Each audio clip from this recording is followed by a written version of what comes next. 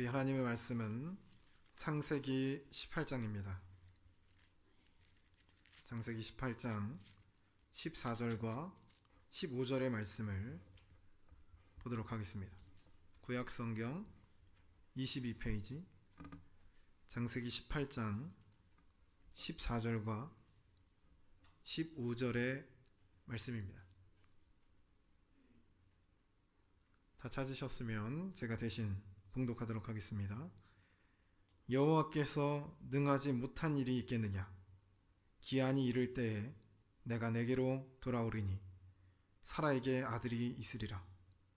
사라가 두려워서 부인하이르되 내가 웃지 아니하였나이다 이르시되 아니다 내가 웃었느니라. 아멘. 이 시간에 무에서 유를 이루시는 사람이라는 제목을 가지고 주영기 목사님 나오셔서 말씀을 선포해 주시겠습니다.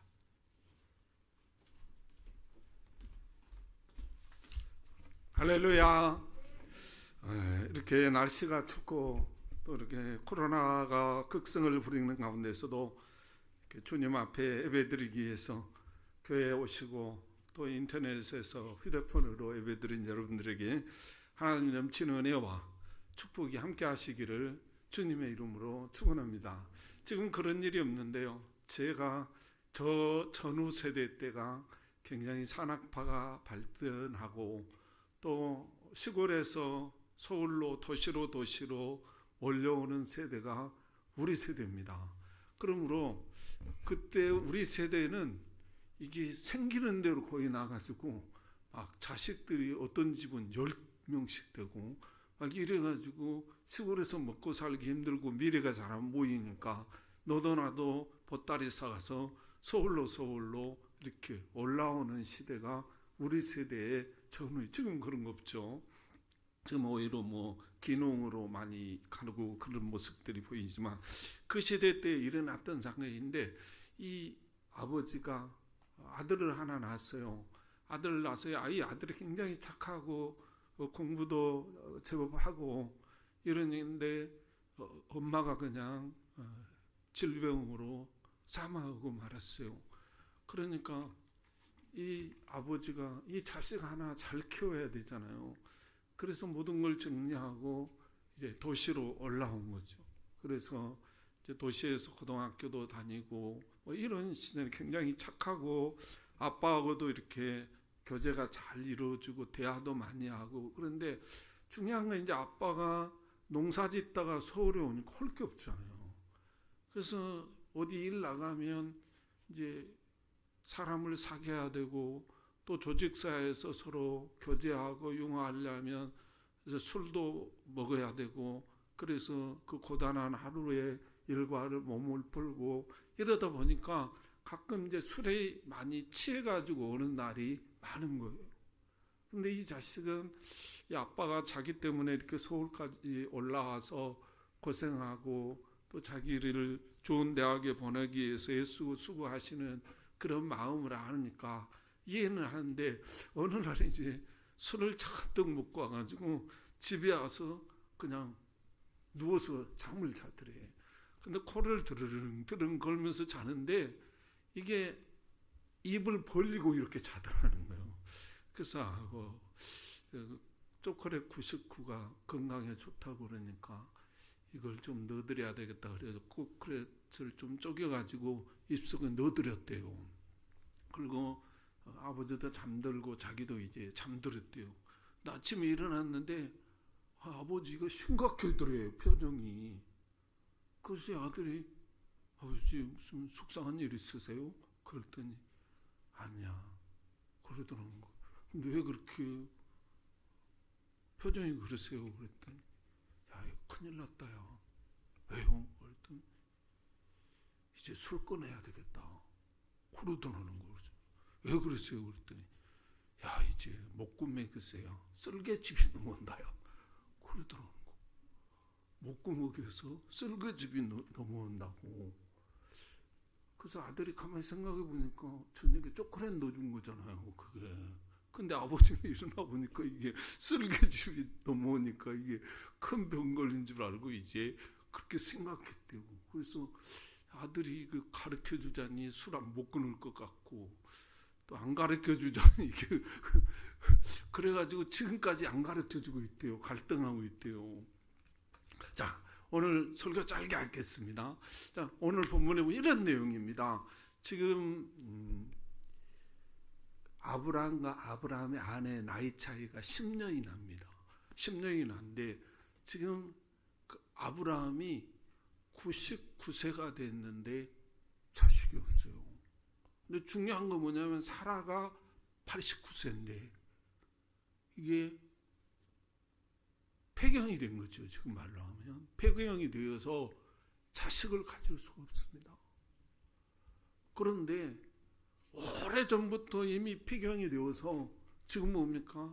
이제는 자식을 포기하고 또 소망도, 자식을 낳을 수 있는 소망도 사라져버리고 이런 가운데 살아가는데 오늘 본문에 보니까 이 사람이 도저히 자식을 낳을 수 없는 폐경이 되어서 완전히 자식을 확률이 0.01%도 안 되는 제로인 이 사라가 아들을 낳게 되는 놀라운 역사가 일어났다는 거예요. 사는 성도 여러분, 여러분 환경과 조건 때문에 아무리 봐도 여러분이 잘 될 확률이 별로 없는 것 같아서 좌절하고 절망하고 포기하고 살아가십니까? 오늘 이 말씀 받으시고 일어나는 역사가 있기를 주님의 이름으로 축원합니다. 자식을 낳을 수 없는 사람이 자식을 낳는 역사가 일어났듯이 여러분이 성공할 수 없는 사람들이 성공하는 역사가 있기를 주님의 이름으로 축복합니다. 아무리 봐도 내 인생을 행복해질 수 없을 것 같은 결론이 나서 절망과 좌절과 포기하며 살아가는 사람이 오늘 이 말씀 받으시고 정말로 행복하게 사라지는 놀라운 역사가 일어나시기를 주님의 이름으로 축원합니다. 그런데 오늘 본문 내용을 자세히 내용을 보면 이런 내용입니다. 지금 아브라함이 어느 날 상수리 나무 그늘에서 쉬고 있었나 봐요. 그런데 세 사람이 오는 겁니다. 이걸 하나님이라고 말하죠. 하나님이 찾아오신 거예요.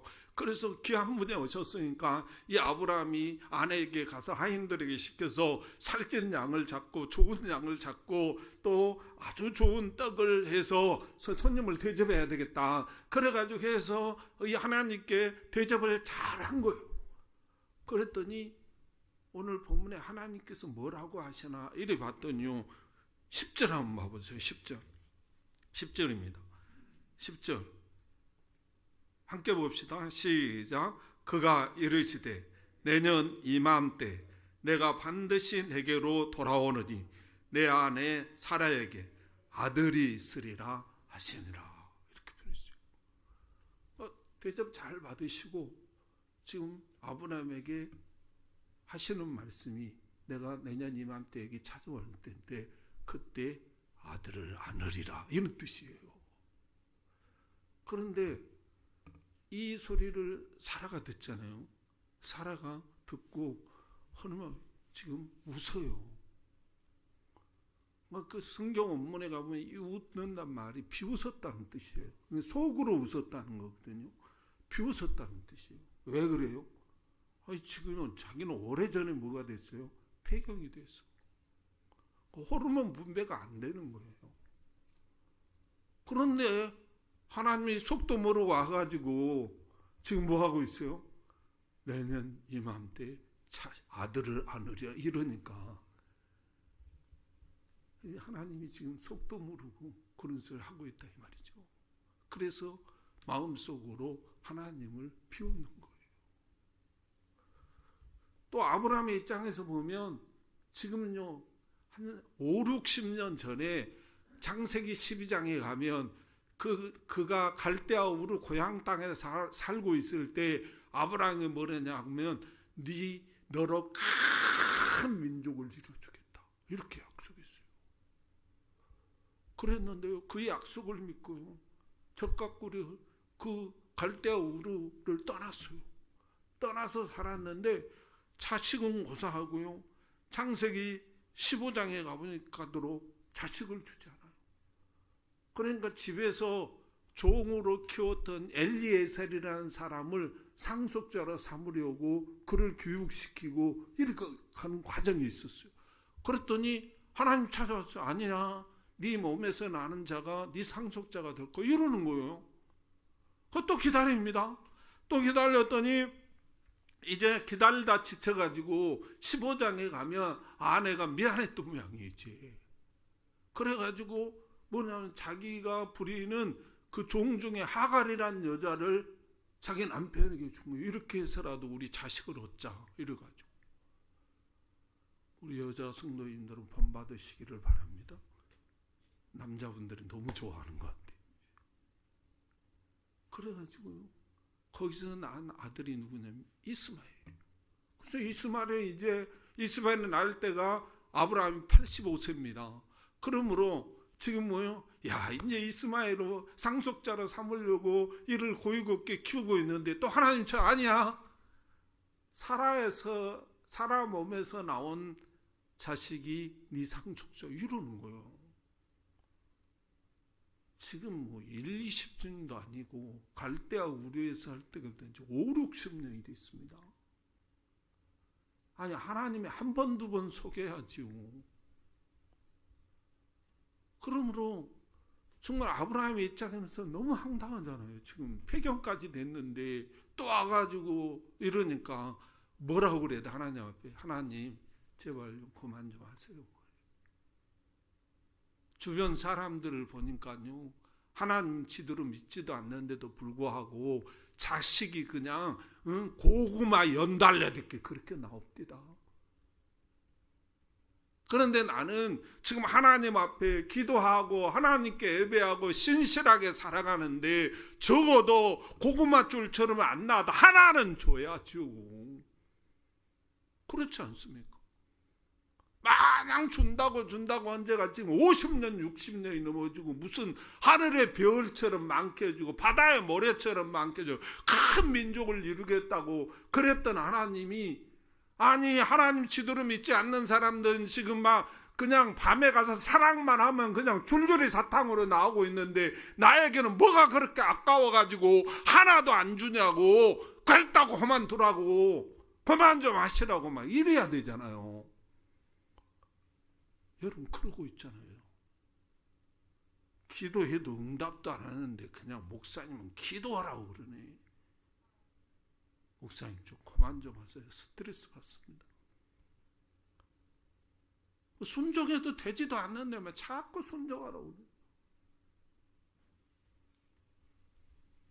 그럴 수밖에 없잖아요. 그런데요, 이 아브라함은 또 그 말씀을 받아들이고 순종한다는 거예요.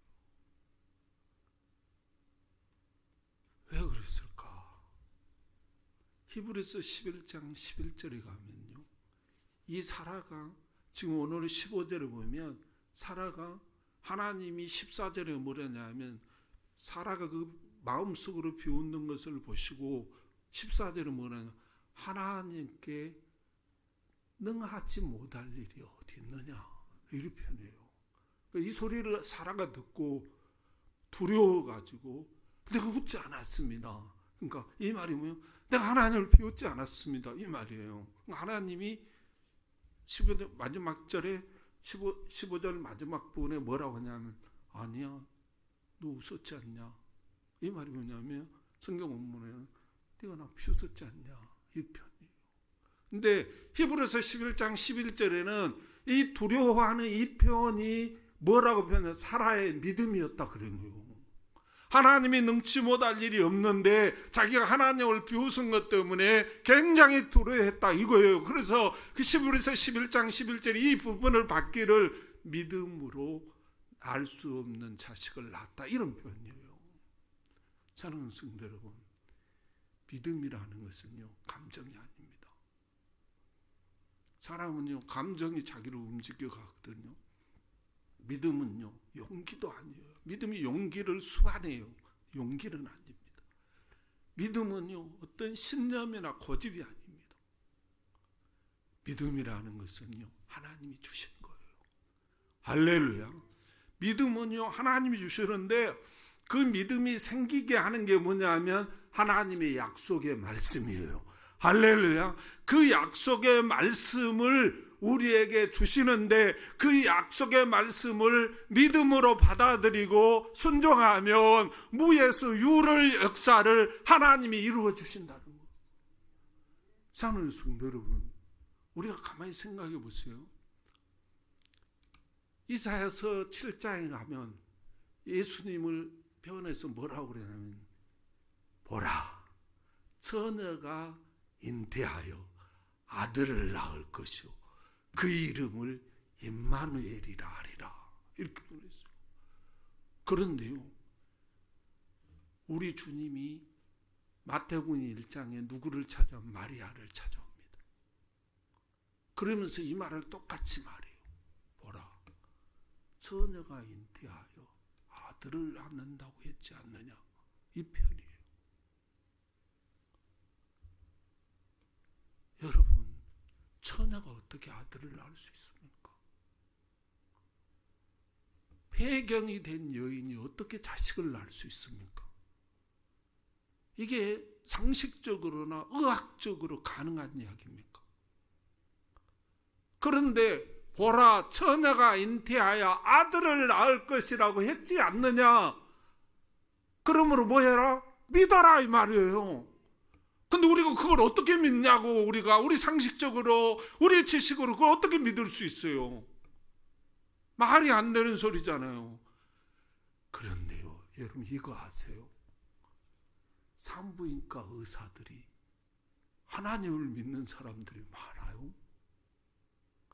산부인과 의사들은요, 왜 폐경이 되면 자식을 낳을 수 없다는 거 이론적으로 다 알아요.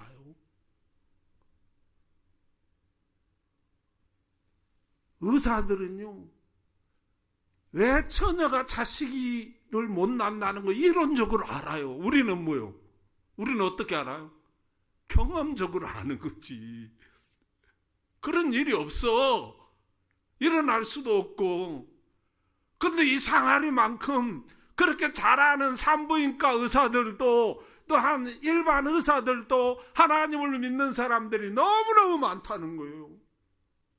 의학적으로 보면 믿을 수가 없어요. 상식적으로 보면 그거 허구맹랑한 소리예요. 말도 안 되는 소리예요. 그런데 이들이 믿는다는 거예요. 이론적으로 모든 것을 알고 있는 이 사람들이 믿는 이유가 뭐예요?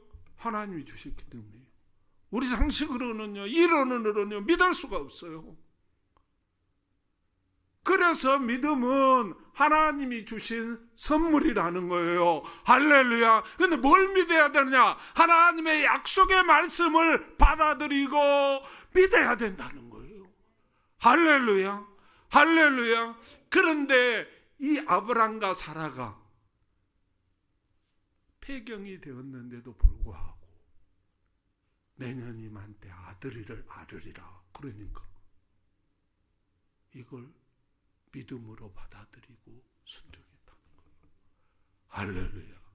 그러므로 사랑하는 성도, 믿음이 뭐냐 하면요, 하나님의 약속의 말씀을 받아들이고 순종하는 것이 믿음이라는 사실을 꼭 믿으시기를 주님의 이름으로 축원합니다. 상식적으로는 믿음이 안 가요. 또한 원리적으로, 이론적으로는 믿을 수가 없어요. 그런데 이 믿음은 하나님이 주셔가지고 그 약속의 말씀을 믿고 받아들이고 순종하도록 만드신다는 거예요.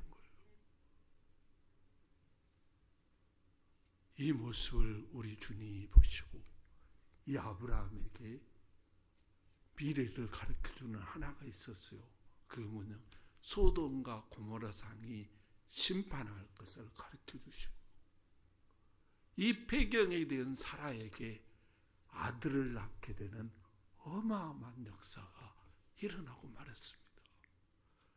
사랑하는 성도 여러분, 이 자식이라는 게 뭡니까? 아브라함이 99세 동안 자식이 없어요. 그럼 1조를 가졌다 합시다. 그게 무슨 필요가 있습니까? 아니 10조를 가졌다 합시다. 그건 무슨 필요가 있냐고. 얼마 살지도 먹고 죽는데 공중에다 뿌려놓고 가요? 만약에 아브라함이 10조를 가지고 있는데 내가 아들을 주면 10조 줄래? 그러면 줘요, 안 줘요? 주지요. 뭐가 이거 뭐 하겠어 이게. 돈이야 또 벌면 되는 거고. 다른 말로 표현하면 저와 여러분에게 주신 이 자적은 10조보다 더 귀하다는 사실을 믿으시기를 주님의 이름으로 축원합니다.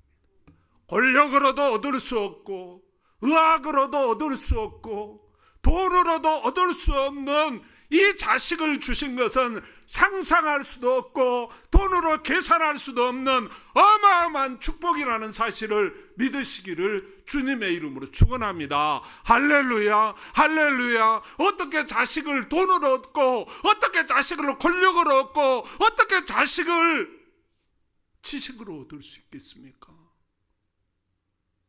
그런데 우리에게 이 자식을 주신 것은 어마어마한 축복이라는 사실을 꼭 믿으시기를 주님의 이름으로 축원합니다. 그러므로 돈 없다고 기죽지 마시고 배운 거 없다고 기죽지 마시고 좋은 차 못한다고 기죽지 마시고 살아가시기를 주님의 이름으로 축원합니다. 하나님은 능치 못할 일이 없습니다. 하나님의 약속의 말씀을 믿고 정말 믿음으로 받아들이고 순종하면 하나님은 처녀가 자식을 낳게 만들고 배경된 여인이 자식을 낳게 만들고 요셉이 정말 애굽의 감옥 속에 종으로서 죽어야 할 그 사람을 국무총리로 만들어주시는 하나님의 역사가 우리에게도 우리의 자식에게도 일어난다는 사실을 꼭 믿고 자신 있게 살아가는 저와 여러분들이 되시기를 주님의 이름으로 축원합니다. 우리 오른주먹 치고 나도 할 수 있다 3번만 하겠습니다. 시작. 뭘 조금 올리자고요? 볼륨을 볼륨을 올리려고 그러는데 안 올라가면 고장났다고 그랬죠. 조금 올려보겠습니다. 나도 할 수 있다 3번 시작. 기도하겠습니다. 하나님, 우리는 여러 가지로 부족하고 연약하지만 믿는 자에게 능치 못할 일이 있겠느냐고 말씀하신 그 말씀을 우리는 믿음으로 받아들입니다. 하나님, 지금 코로나 바이러스로 많은 사람들의 삶이 불안하고 또 전염될까 불안해하고 있습니다. 산업전선에서 일할 수밖에 없는 여러 가지 환경이 있습니다. 이러한 모든 환경 속에서 우리를 지키시고 보호하시고 축복하여 주시옵소서. 이제는 하나님의 약속의 말씀을 믿음으로 받아들이고 순종하며 살아가겠사오니 사라에게 보여줬던 그 놀라운 역사, 마리아에게 보여줬던 그 놀라운 역사, 요셉에게 보여줬던 그 역사가 나의 역사가 되게 하여 주시옵소서. 우리 주님께서 도우시며 놀라웠게 축복할 줄 믿고 예수님의 이름으로 감사하며 기도하옵나이다. 아멘.